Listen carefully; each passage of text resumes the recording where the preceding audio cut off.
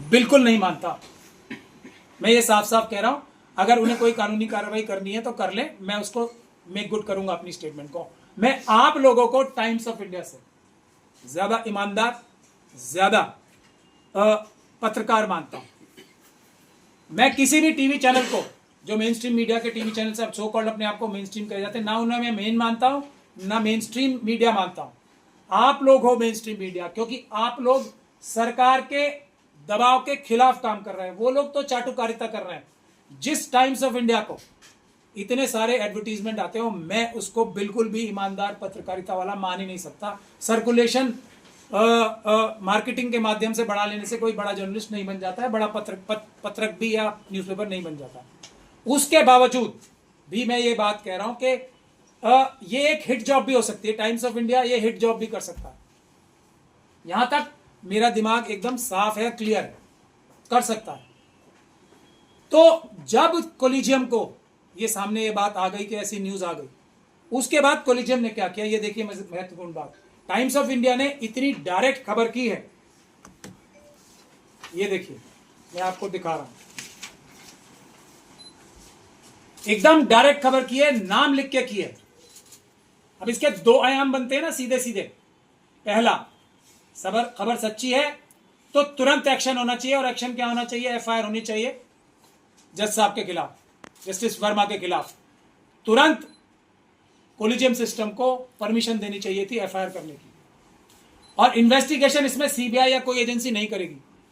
Investigation होनी चाहिए एक सिटिंग सुप्रीम कोर्ट के जज की निगरानी में। मगर यहां बात खत्म नहीं हो जाती, ट्रांसपेरेंसी होनी चाहिए इसमें पूरी तरीके से।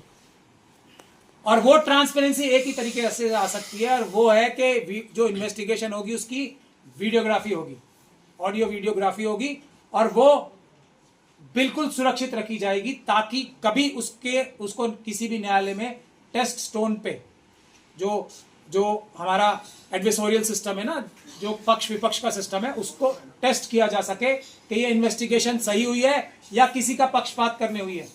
अब दूसरे स्टेप पे चलते हैं। अब हम दूसरे स्टेप पे चलते हैं। दूसरा स्टेप क्या होना चाहिए था? अगर सुप्रीम कोर्ट ने, अब ये एक मुझे जजमेंट की याद आ जाती है, सुप्रीम कोर्ट का एक, इसे स्टेटमेंट कह लो, प्रेस रिलीज कह लो, क्योंकि टाइटल भी नहीं है, मैं नहीं पता मुझे, और ना किसी के साइन है। सुप्रीम कोर्ट एक ये पत्रक जारी करती है, एक क्या बोले इसको, दो कुछ कागज पे लिखे हुए चीजें जारी करती है। कोई इसको ऑथेंटिकेट नहीं करता सिवाय इस बात के कि ये वेबसाइट पे डली है। अब आजकल तो हैकिंग का जमाना है ना, तो इसकी ऑथेंटिसिटी होनी चाहिए कोई, वो नहीं है। और इसमें पहला ही सेंटेंस क्या है कोलिजियम की, मैं इसीलिए इस बात की मैं क्रिटिसिज्म कर रहा हूं, there is misinformation and rumours being spread with regard to the incidents at the residence of justice Yashwant Varma. ये पहला लाइन है इसमें, मिस इन्फॉर्मेशन और रूमर्स। टाइम्स ऑफ इंडिया ने फ्रंट पेज पे न्यूज की है ना, ये मिस इन्फॉर्मेशन हो सकती है, रूमर नहीं हो सकती, क्योंकि उन्होंने रूमर नहीं फैलाई है, उन्होंने डायरेक्ट न्यूज शाया की है। अगर ये मिस इन्फॉर्मेशन है तो टाइम्स ऑफ इंडिया के खिलाफ मेरे ख्याल से देशद्रोह का मुकदमा दर्ज होना चाहिए, क्योंकि इससे देश की संविधान के ऊपर डायरेक्ट हमला है। देश में एक तरीके से न्यायिक व्यवस्था को समाप्त कर देने की, उसकी क्रेडिबिलिटी समाप्त कर देने की, और देश की जनता के मन में भय व्याप्त कर देने की यह साजिश का हिस्सा हो सकता है, मेरा ऐसा मानना है। तो कोलिजियम सिस्टम को या तो जस्टिस वर्मा के खिलाफ परमिशन देनी चाहिए थी एफआईआर कराने की, क्योंकि उनके पास अब कुछ मटेरियल आया होगा। यह भी कहा गया है कि दिल्ली हाई कोर्ट के जो चीफ जस्टिस हैं, वो इंटरनल कंप्लेंट्स कमेटी जो एक होती है उसके तहत कुछ इन्वेस्टिगेशन की है, तो कुछ तो बात सुप्रीम कोर्ट के कोलिजियम के पास थी जिससे उन्होंने इसे मिस इन्फॉर्मेशन लिखा। तो इतनी बड़ी घटना को टाइम्स ऑफ इंडिया के खिलाफ एफआईआर दर्ज क्यों नहीं कराई, क्यों नहीं दूध का दूध और पानी का पानी कर दिया? इससे शक पैदा होता है जस्टिस वर्मा के खिलाफ, और जस्टिस वर्मा और पूरे देश के पूरे न्यायिक सिस्टम पे, हमारे कोलिजियम पे शक पैदा होता है टाइम्स ऑफ इंडिया के खिलाफ एफआईआर ना कराने की वजह से। इससे यह साबित नजर आता है, ऐसी एक इमेज बनती है कि टाइम्स ऑफ इंडिया जो है उसकी बात में कहीं ना कहीं कुछ सच्चाई है। और इंसिडेंट का क्या मतलब है? इंसिडेंट ही था अगर वो, तो वो तो सिर्फ आग लगी थी, आग लगना कौन सा इंसिडेंट होता है जिसके लिए कोलिजियम बैठेगी? अगर उससे कुछ ज्यादा है तो फिर क्या होना चाहिए? जो हमारी, और मैं भी कोई यहां बैठ के अपने ही खिलाफ नहीं बोल सकता कि मैं भी एक फरमान जारी कर दूं, जैसे उसके बाद साल्वे साहब, हाँ जैसे साल्वे साहब वगैरह ने फरमान जारी कर दिया है अर्नब गोस्वामी जी के चैनल पे, और सबसे पहले एनडीटीवी पे जाके फरमान ही जारी कर दिया है, मतलब ये भी गलत है। तो क्या इन्वेस्टिगेशन होनी चाहिए? पहली चीज, क्या वहां पे कैश मिला है या नहीं मिला है? और उसकी सबसे अच्छा तरीका वही होता है, कोई भी हाईकोर्ट का जज ऐसा नहीं है जिसके घर के बाद सीसीटीवी कैमरा नहीं लगाओ, दूध का दूध और पानी का पानी हो जाएगा। अगर सीसीटीवी कैमरा छुपाया गया या उसमें से वीडियो या वो चलता नहीं पाया गया या उसकी कुछ हार्ड डिस्क में गड़बड़ी पाई गई, तो शक सीधा सीधा ये जाएगा कि इसमें धांधली हुई है, छुपाया गया। ये प्रिजम्पशंस हैं जो देश की जनता को करने से कोई भी नहीं रोक सकता, दुनिया में कोई नहीं रोक सकता। अगर वो सीसीटीवी कैमरा की रिकॉर्डिंग या तो गायब होती है, या तो वो काम नहीं कर रही होती, या वो खराब हो जाती है, या टूट जाती है, हम बहुत सारे केसेस ऐसे देखते हैं। तो इससे सीधा सीधा शक जाएगा जस्टिस वर्मा के खिलाफ और कोलिजियम के भी खिलाफ।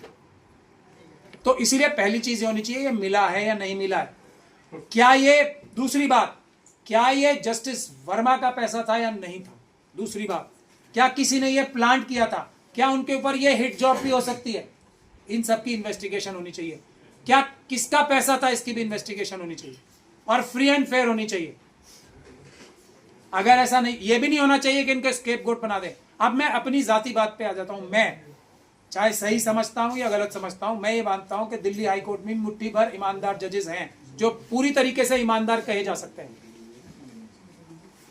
तो उसमें से मैं जस्टिस वर्मा को भी एक मानता था, और मेरी बहुत फजीयत हुई है पिछले 2-3 दिन में, क्योंकि हमारे लॉयर्स में डिस्कशन होते थे ना, मैं इनको ईमानदार जज बोलता था। आज भी समझता हूं, क्योंकि किसी को भी बगैर ट्रायल के कंडेम कर देना मैं फिर गलती मानता हूं। और जस्टिस वर्मा की तरफ से ही ये मैं बात बोल रहा हूं कि जस्टिस वर्मा का कोई हितैषी है तो उसको एफआईआर टाइम्स ऑफ इंडिया के खिलाफ करानी चाहिए, दूध का दूध पानी का पानी करने के। तो मुझे ताने मिल रहे हैं कि ये ले लो अपने, इनको ईमानदार जज बोलते थे आप।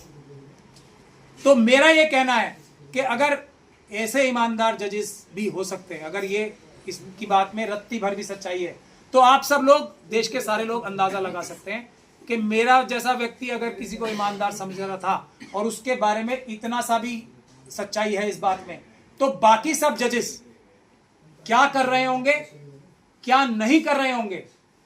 हाई कोर्ट के जजेस, डिस्ट्रिक्ट कोर्ट के जजेस, सुप्रीम कोर्ट के जजेस, आप लोग खुद अंदाजा लगा लो। और ये इसी भ्रांति को दूर करने के लिए कोलिजियम की जिम्मेदारी है कि इसमें, और मैं इलेक्शन कमीशन की अपॉइंटमेंट का ही एग्जांपल देके बताता हूं।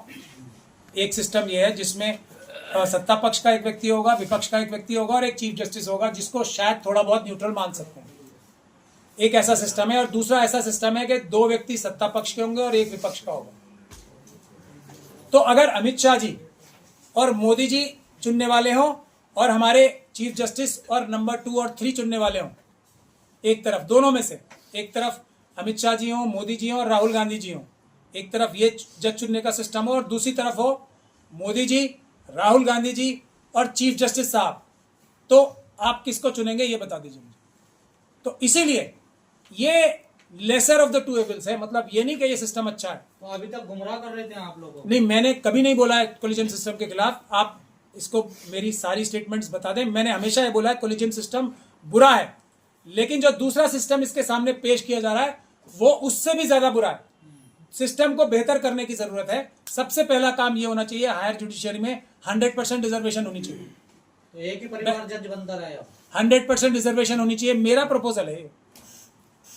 और एक जनरेशन का एक अगर कोई बन जाए तो कम से कम 5 जनरेशन तक उसका कोई नहीं बनना चाहिए, तब बैलेंस आता है। नहीं तो नेपोटिज्म होगा ही होगा, ह्यूमन नेचर है। तो अभी कोलिजियम सिस्टम से नहीं, आप बीजेपी में देख लीजिए ना, एक ही परिवार से कौन कौन क्या नहीं बना है। परिवारवाद की बात नहीं है। कांग्रेस में देख लीजिए, एक ही परिवार में कौन कौन क्या नहीं बना है। तो परिवारवाद का मतलब कोलिजियम सिस्टम से नहीं आता है। परिवारवाद गलत है, कोलिजियम सिस्टम गलत नहीं है।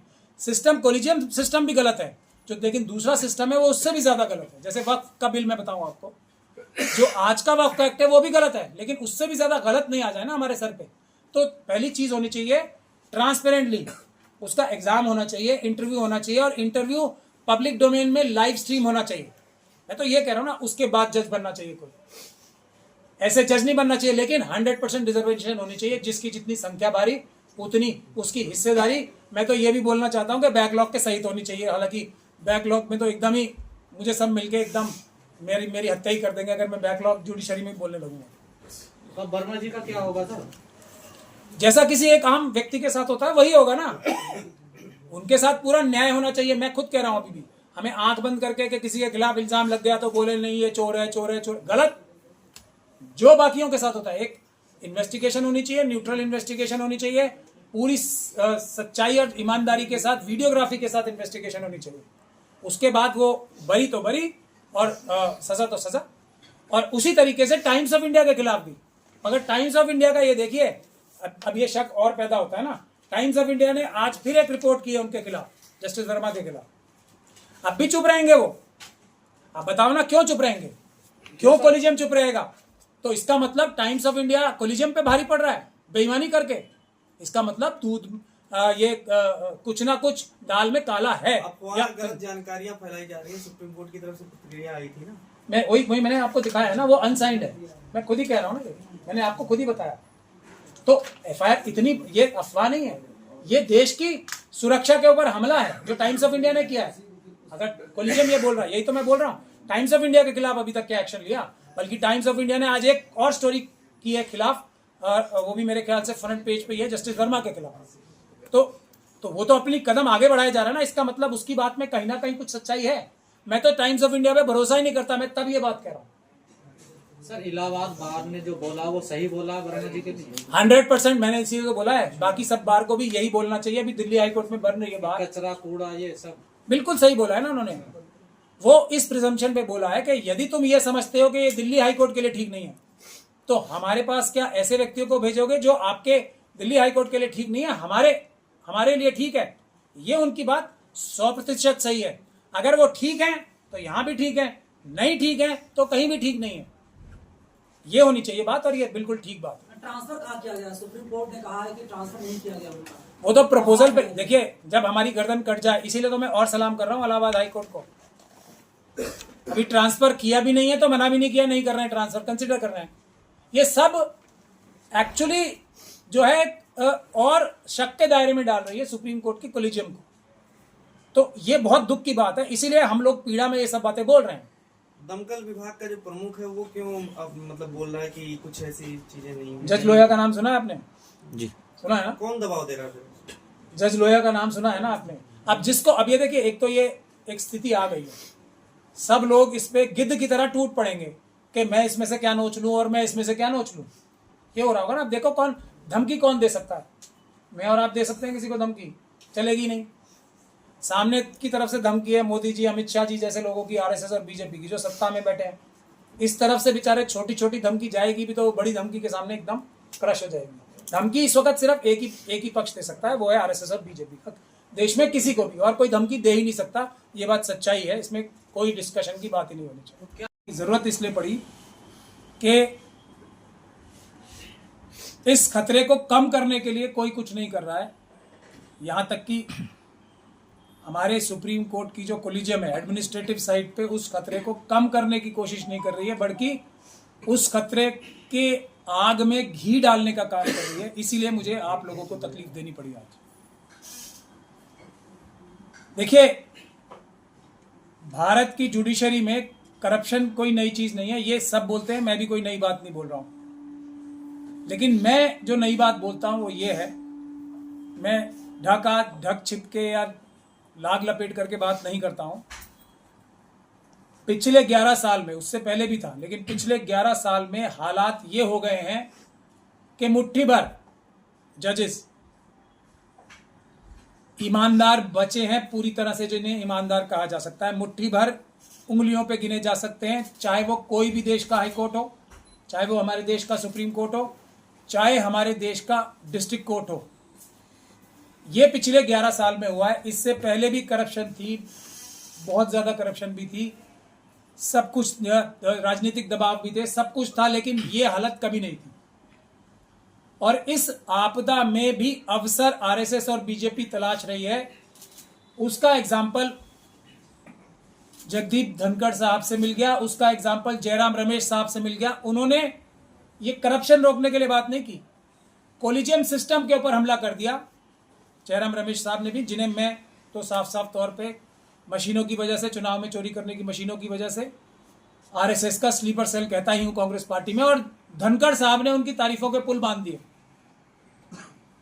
तो ये हमला, ये आपदा में अवसर, और इसीलिए मैं सुप्रीम कोर्ट की जो कोलिजियम है उसके अंदर जो लोग हैं, जो हमारे पास भी न्यूज़पेपर के माध्यम से खबरें आ रही हैं कि बहुत सारे लोगों ने, जो कुछ आवाजें थी कोलिजियम के अंदर भी, जो ये चाहती थी कि सख्त एक्शन हो,